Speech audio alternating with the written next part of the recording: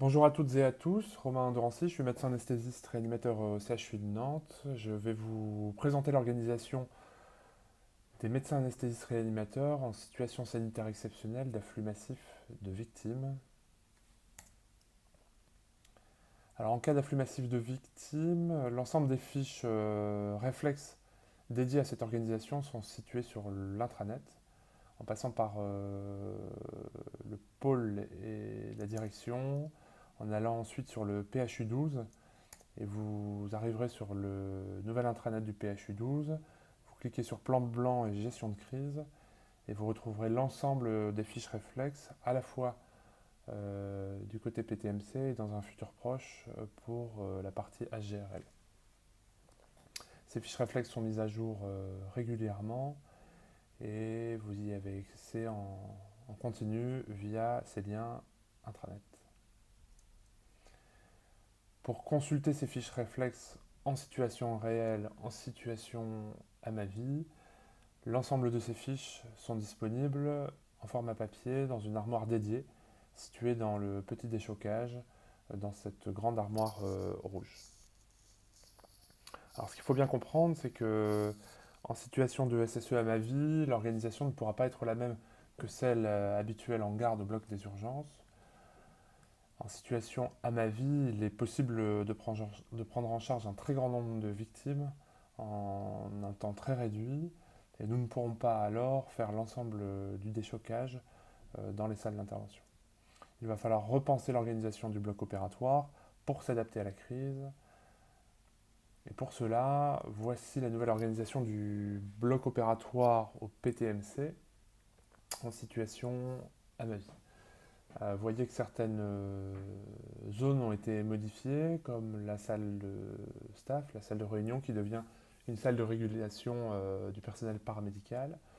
La salle d'ALR qui est une salle, disons, polyvalente, mais qui va être dédiée principalement à la régulation de l'ensemble des médecins chirurgiens. Et puis, vous voyez que la grande salle SSPI sera divisée en deux. Une partie dédiée à la SSPI dite standard pour les patients qui sortent du bloc opératoire, et puis une partie réorganisée en déchocage pour pouvoir accueillir un grand nombre de victimes nécessitant un déchocage avant éventuellement un acte chirurgical. La petite SSPI sera transformée, le cas échéant, en réanimation éphémère. Le petit déchocage sera transformé en poste d'accueil transfusionnel, poste avancé pardon, transfusionnel. Et les équipes seront constituées, si on le peut, si le temps nous le permet, seront constituées en amont de l'arrivée des victimes.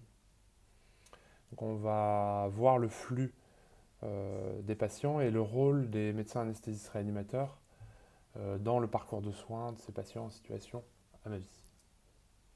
Alors il y a différents postes MAR identifiés. Il faudra un MAR au triage accompagné d'un chirurgien, un MAR de régulation accompagné aussi lui-même d'un chirurgien. Il faudra un MAR de régulation au déchocage, hein, un MAR qui s'occupera de la SSPI, et puis ensuite, chaque victime aura évidemment un MAR qui lui sera dédié. Alors on va commencer par les MAR de triage. Donc chaque poste a sa fiche réflexe dédiée dont je vous ai parlé en début de présentation. N'hésitez pas à vous y référer. L'ensemble des informations sont mises à jour régulièrement. Le MAR de triage, lui, en situation SSE, va être accompagné d'un chirurgien et va se situer avant l'entrée au bloc opératoire. C'est un point très important.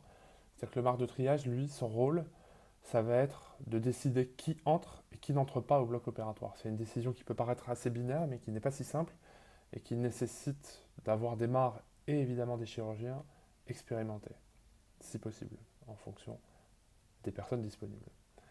L'idée, c'est de ne pas prodiguer de soins, bien évidemment, en dehors des soins extrêmement urgents, comme la pose d'un garrot tactique. Et cette équipe de triage peut être aidée par une équipe MAR-CHIR pédiatrique, si la situation le nécessite, évidemment. Donc voici un exemple de l'exercice 2023 qui montre la régulation faite devant les portes du bloc PTMC par un MAR et un chirurgien de triage qui décide si le patient entre et n'entre pas.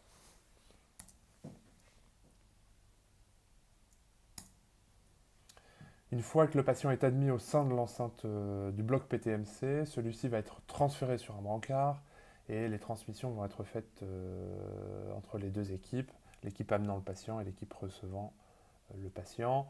C'est à l'image de ce qu'on fait habituellement pour l'accueil des patients polytraumatisés. Un point important est le point d'identito-vigilance qu'il ne faut pas négliger, mais pour lequel il ne faut pas non plus perdre de temps au risque de ne pas soigner son patient. Pour cela, une feuille d'identité de patient est disponible dans le dossier du patient, dans lequel il suffit de coller l'étiquette SSE du patient avec son numéro SSE, qui lui est donné d'office à son arrivée, et de faire le lien avec le numéro SINUS. C'est un numéro préhospitalier. Si celui-ci existe, il faut le noter dans ce document. Et ensuite, vous avez la possibilité de noter des signes physiques de reconnaissance, type couleur de cheveux, tatouage, etc. Cette feuille, une fois complétée, elle est positionnée dans une bannette dédiée dans le bloc opératoire, ici, et vous continuez le parcours de soins sans perdre de temps pour soigner au plus vite votre patient. Vous allez rencontrer un MAR de régulation, qui est aussi en fait un binôme de régulation, puisque c'est l'association d'un MAR et d'un chirurgien qui eux-mêmes doivent être expérimentés. Ce sont des postes assez complexes, avec une charge d'information importante. Et ce binôme aura pour but d'orienter les patients soit vers le déchocage, qui se fera, je vous le rappelle, exceptionnellement dans cette situation en SSPI, soit vers une salle d'intervention, vers un bloc opératoire. L'idée, c'est que ce binôme soit capable de connaître en temps réel l'état des ressources humaines disponibles et l'état des ressources logistiques disponibles. Ce binôme est en lien avec la cellule opérationnelle, bloc réanimation, pour faire remonter d'éventuelles difficultés. Bien évidemment, une fiche réflexe est dédiée à ce duo. Elle est disponible sur les liens présentés au début et elle est mise à jour régulièrement en fonction des différents exercices notamment. Alors le point de régulation n'est pas au bloc des urgences comme on pourrait l'imaginer, mais il est dans le couloir, en face du bloc des urgences, permettant d'avoir une vision de tous les patients qui passent et qui sont admis au bloc opératoire PTMC. Pour aider ce binôme qui a une charge de travail assez importante, un tableau a été mis à disposition avec un plan du PTMC en situation sanitaire exceptionnelle qui leur permettra de gérer ces flux humains et logistiques. Voici une photographie de ce que cela peut donner lors d'un exercice réalisé donc l'année dernière. On voit l'équipe qui arrive avec le patient, qui fait un point au niveau de la régulation, et le MAR et le chirurgien vont décider de son orientation, soit vers le bloc opératoire, soit vers le déchocage. En parlant du déchocage justement, il y aura un MAR qui sera dédié à la régulation du déchocage. Il n'est pas là pour déchoquer chaque patient, mais il est bien là pour réguler l'ensemble du déchocage. Et c'est un poste stratégique. Il est positionné en SSPI et il a pour rôle, avant l'arrivée des victimes, de s'assurer de la mise à disponibilité d'un déchocage d'au moins 4 postes de déchocage. Ce nombre de postes de déchocage peut évidemment varier selon la crise, la typologie de la crise et la cinétique de la crise. Voici une photo de l'espace de déchocage en salle de réveil lors de l'exercice de l'année dernière. C'est une situation à gérer assez complexe, mais qui est très importante pour ne pas emboliser les salles d'intervention chirurgicale.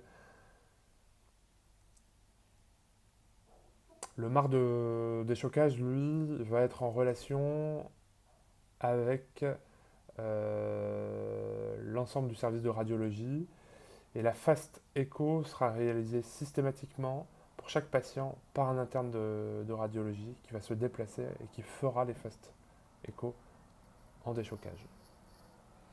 Les radiographies de thorax et bassin ne seront pas systématiques, elles seront réalisées par le manipulateur de radiologie à la demande du MAR de régulation, si celui-ci le juge nécessaire. Enfin, le MAR de régulation est la personne qui va être en lien avec la radiologie pour toutes les demandes de TDM. Je vous rappelle qu'en situation sanitaire exceptionnelle à ma vie, les TDM sont non systématiques et elles doivent être, chaque indication doit être bien mesurée en fonction du bénéfice-risque. Le MAR de SSPI, il est lui-même en SSPI, mais du côté SSPI, disons, standard. Il a un rôle important aussi puisqu'il va assurer l'activité habituelle de la SSPI, c'est-à-dire qu'il va s'occuper des patients sortant du bloc opératoire programmé, froid, en dehors de la situation à ma vie, si celle-ci par exemple arrive en pleine journée. Il va assurer aussi la prise en charge des patients sortis du déchocage. Il va assurer aussi la régulation des places d'aval de la SSPI. Et point important qui n'est pas mentionné dans cette diapo, il assurera aussi les soins de confort des patients considérés comme en urgence dépassée dans un endroit dédié de la SSPI pour assurer les soins de fin de vie de ces patients. Enfin, chaque patient aura un médecin anesthésiste réanimateur attitré pour sa prise en charge, bien évidemment. Et c'est un point important. Et chaque MAR en charge des victimes travaillera comme d'habitude en binôme avec un IAD, aidé selon les ressources disponibles d'un interne d'anesthésie, évidemment. Il prend en charge la victime immédiatement après le triage, puis il passe, vous l'avez vu, devant le MAR de régulation, qui orientera soit vers le déchocage, soit vers une salle d'intervention. Ce médecin anesthésiste est bien évidemment responsable du patient sur l'ensemble du parcours de soins, qui est rappelé sur cette diapositive. Voici quelques photos de l'exercice de l'année dernière, une équipe qui se prépare avant l'arrivée des victimes. Ça n'est pas toujours possible en fonction de la cinétique, bien évidemment, mais lorsque cela est possible, il est recommandé d'effectuer un bref briefing avant l'arrivée des victimes.